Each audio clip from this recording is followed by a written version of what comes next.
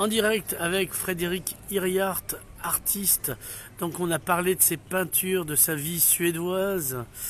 On n'a pas parlé de ce qu'il a fait dans le domaine des jardins. Voilà. On demande encore à t'identifier, tu as encore reconnu. Donc voilà, donc tu as travaillé sur les jardins. Alors toi tu fais pas dans l'alignement de balançoires. Quand as-tu commencé à faire des propositions artistiques et urbaines en même temps? Alors j'ai commencé cette société Artotech qui allie art et technique. Quand j'enseignais à l'Institut Royal de Technologie de Stockholm, et j'ai demandé à des ingénieurs de pouvoir m'aider, de développer des mécanismes et des structures qui puissent tenir des ouragans en fait. Parce que les enfants, une dizaine d'enfants ensemble, c'est une force incroyable de traction. Ouais, et donc je me suis dit, on ne peut pas faire des choses en bois, il faut que ça soit vraiment solide, surtout dans les espaces publics. Donc j'ai demandé à 500 élèves à leur examen de faire des propositions d'équipements ludiques pour les espaces urbains. Et sur ces 500, il n'y avait aucune proposition qui me plaisait. Et je me suis dit, et comment peut-on être si critique sans avoir réalisé soi-même. Moi j'avais fait quelques dessins, quelques projets, tout ça, mais c'était pas très concret. Et je me suis aperçu que les ingénieurs, comme ils sont carrés, il manquait cette touche artistique, ce dessin dans l'architecture. Et je me suis lancé dans l'aventure grâce au calcul de mes élèves quand même, parce qu'il y a des calculs de résistance, il y a tous les réglementations de sécurité, il y a après l'entretien qui est important. Donc j'ai développé des équipements ludiques qui pourraient éveiller l'intérêt pour l'art dans les jardins d'enfants. Voilà, il y a un double intérêt, c'est-à-dire c'est des jeux, ouais, mais des jeux qui sont en forme d'œuvre d'art et donc qui initient ipso facto l'enfant à l'art. Voilà, et pas simplement les enfants, parce qu'en fait je me suis aperçu que il y a les grands-parents, ils sont souvent avec leurs enfants dans les jardins. Donc je voulais un lieu où les générations se rencontrent, hein, et que ce soit pas comme à être assis sur un banc dans un parc d'enfants, se sentir un petit peu à côté de la plaque. Donc j'ai pensé peut-être ça peut être attrayant pour les personnes plus âgées. Puis après de fil en aiguille, je me suis dit mais ça pourrait être intéressant que les petits vieux ils fassent de la balançoire aussi. Donc oui. Pourquoi tu me regardes? Non. et je me suis dit tout le monde doit s'amuser, et c'est le côté ludique de mon travail qui m'a donné un peu des ailes. Donc passant de l'éclectique, la recherche des différents matériaux au ludique et à l'aménagement urbain, là je trouvais qu'il y avait une cohérence dans le développement artistique qui n'était pas en contre de mon idéal, et puis des recherches que j'ai faites pendant des années sur la couleur, les formes, le dessin, la perspective, l'architecture, etc. Alors, tu as eu des jardins qui sont faits en Suède, oui, à Bordeaux, oui. Et où? Parce que j'ai pas tout en tête, moi. Alors, les premiers, c'était en Suède, à Stockholm. J'en ai fait 3 ou 4.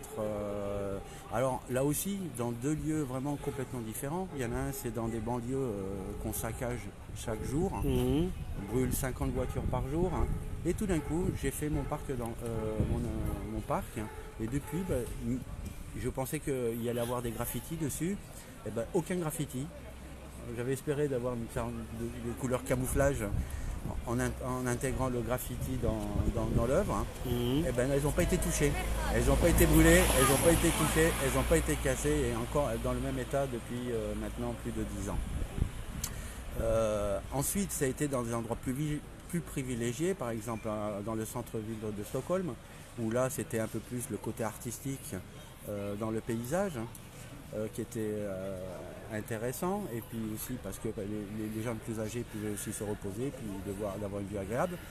Ensuite, c'est venu au parc des expositions, à l'entrée principale du parc des expositions de Paris, où il y a quand même 8 millions de visiteurs qui sont passés devant chaque année depuis maintenant 5 ou 6 ans.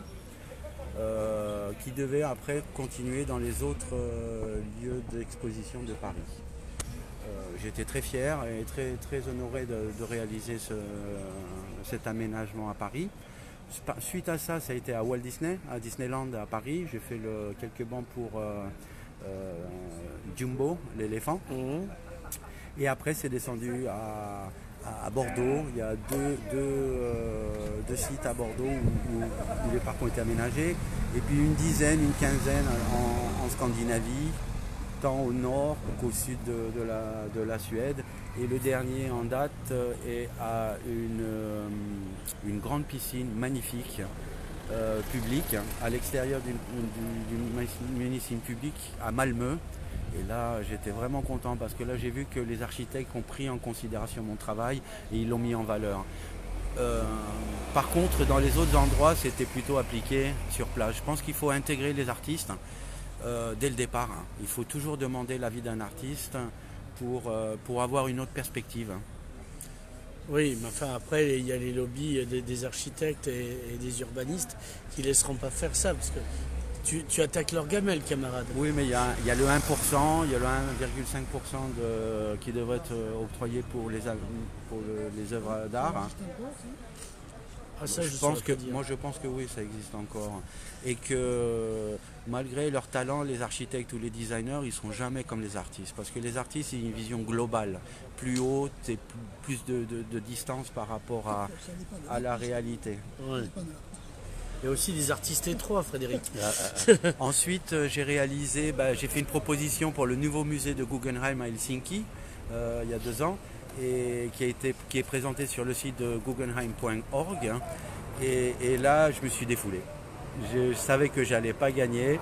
Je pensais que même qu'ils n'allaient pas m'accepter. Et finalement, ils ont accepté. Ils ont publié ma proposition et ils ont octroyé le premier prix de la proposition la plus étrange. Et pour moi, c'est un compliment.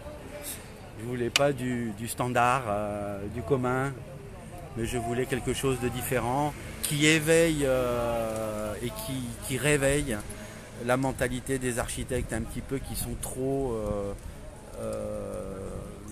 sérieux et puis trop à l'écoute de gens qui n'y connaissent rien. Alors qu'un architecte, ils ont une connaissance, les artistes, ils ont une autre connaissance, et c'est ces gens-là qui devraient s'exprimer à ce sujet-là. Et pas les politiciens, et pas les gens qui n'y connaissent rien, mais c'est eux qu'il faut laisser la parole à ceux qui connaissent leur travail. Donc il y a plus grand monde qui va pouvoir s'exprimer, du coup. Non, on peut écouter, c'est en collaboration, il y a des besoins, on parle de design méthodique. Donc il y a des besoins analysés, de les valoriser à différents échelons, de savoir qu'est-ce qui est important. Mais quand on voit dans notre société, quand même l'aspect esthétique ou tactile ou sonore d'un objet, il a une valeur presque à 50% par rapport au mécanisme ou l'utilisation de ces objets.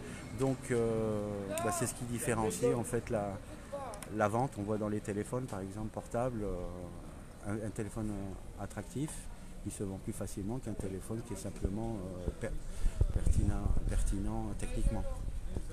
Alors, dernier projet en date, le Japon. Voilà.